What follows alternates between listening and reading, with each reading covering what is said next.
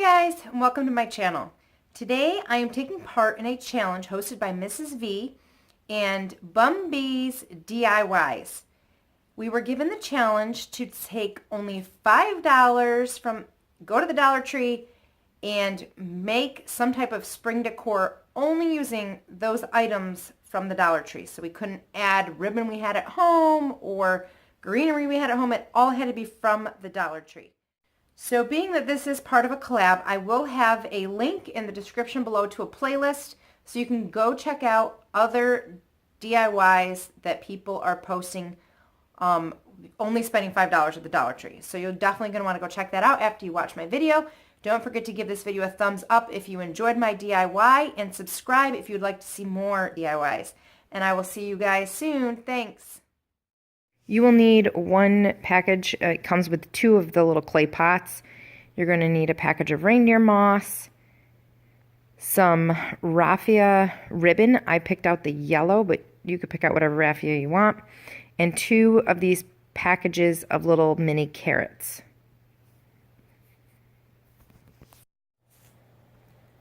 So this is the spring decor that I ended up making. It's just a little carrot garden, you could say.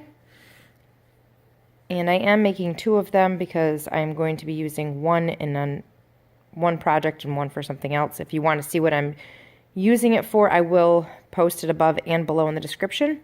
So to start, I just stuffed a piece of paper towel into the bottom as filler and then placed the reindeer moss on top.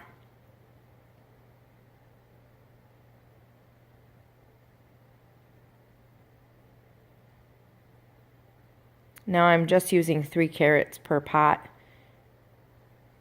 for this project, and you're also going to want to spread out these green pieces so that they don't look all bunched up and bent in the same direction. And then I just pushed the carrots into the pot. And it's one thing I would say is it looks better to have them in 3 different heights than to have them all the same, because I kind of played around with the first one and it definitely looked more realistic not to have them all the same.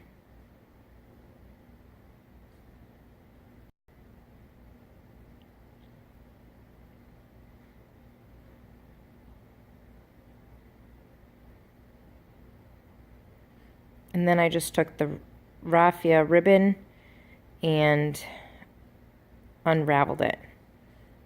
It looks a lot thicker and fuller when you go to tie it into a ribbon if it's all opened up. And I did rip it in a couple spots, and it's really didn't make a big difference. You couldn't even see it.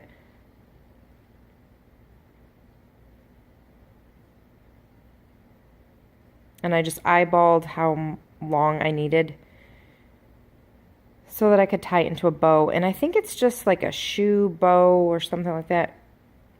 The same way you would tie a shoe is how I did the bow.